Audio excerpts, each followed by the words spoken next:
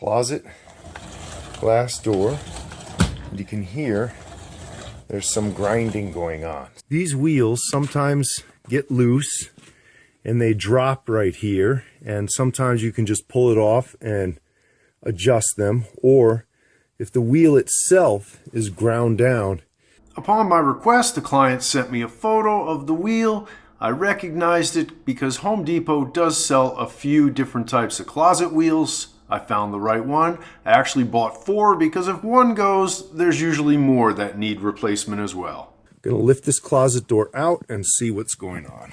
You simply lift them up off the track and remove them.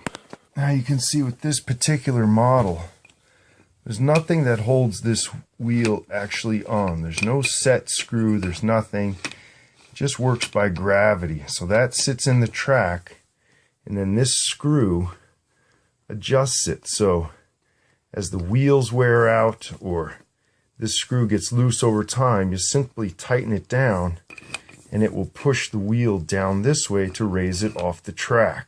Sometimes it's just a matter of tightening it, but I can work this wheel and I can feel it's a little gritty, it's grinding. So I'm just going to replace this with a new one so it has a smoother action and doesn't make that noise. What I do is just put this painter's tape on here to hold them in place so they don't fall out. They'll stay in place. I'll put it back in.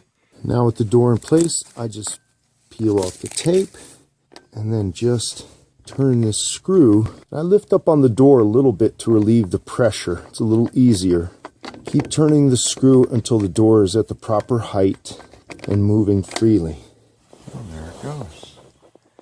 Always take a look at these tracks. These happen to be spotless. Always make sure these are cleaned and remind the customer to keep them clean. Since that one wheel was worn out, we know they're at the end of their useful life, so we're going to replace all the wheels on the doors, and these will last another 20 years.